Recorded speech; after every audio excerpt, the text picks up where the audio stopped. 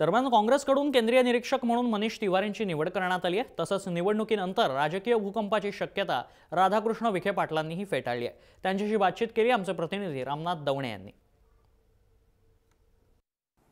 विरोधी पक्षनेते राधाकृष्ण विखे पाटील आपल्यासोबत आहेत। सर, काय सांगाल, उद्या निवडणूक होणार आहे, या निवडणूक पूर्व बैठक जी आहे ही बोलवण्यात आलेली आहे। कोण कोण या बैठकीमध्ये सहभागी असणार आहेत?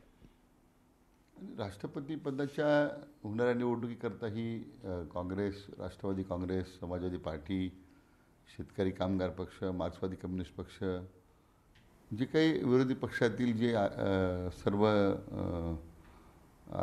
उमेदवार, सर्व आमदार आहेत, या सर्वांना निमंत्रित करण्यात आलेलं आहे।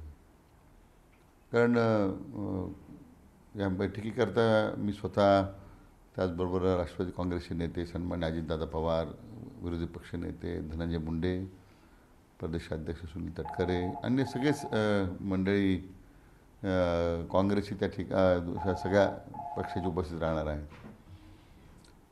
आणि काँग्रेस पक्षाकडून आता केंद्रीय निरीक्षक म्हणून मनीष तिवारी यांना त्या ठिकाणी पाठवण्यात आलेलं आहे।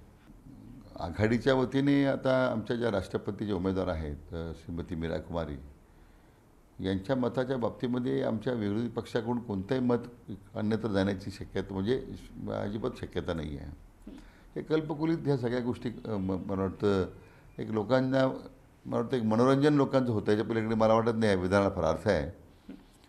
आणि म्हणून असं कोणतंही मत काँग्रेस पक्षाचे आमदार असतील किंवा राष्ट्रवादी काँग्रेस असेल किंवा अन्य विरोधी पक्षाचं कोणतंही मत, मला वाटतं आघाडीचे आमचे जे उमेदवार आहेत मीरा कुमारी यांनाच तर मतदान होईल याच्याबद्दल आम्हाला सगळ्यांना विश्वास आहे। असं वाटतं की याच्यातून काही वेगळे जी काही विधानं करतायत, प्रत्येक निवडणुकीवेळी अशा प्रकारच्या वर्गण होत आलेल्या आहेत।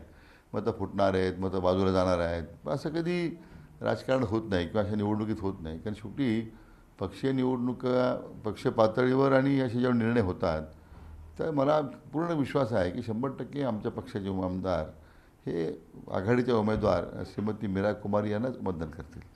नक्की सर, कुठल्याही प्रकारचं मतं फुटण्याचं प्राविधान जे आहेत या निवडणुकीमध्ये नसणार आहेत। कुठल्याही प्रकारे पूर्वनियोजित ही बैठक होती, तातडीची बैठक ही नाही, असे या ठिकाणी स्पष्टीकरण राधाकृष्ण विखे पाटील येताना पाहायला मिळतात। कॅमेरामन महेशसह मी रामनाथ दवणे, मुंबई।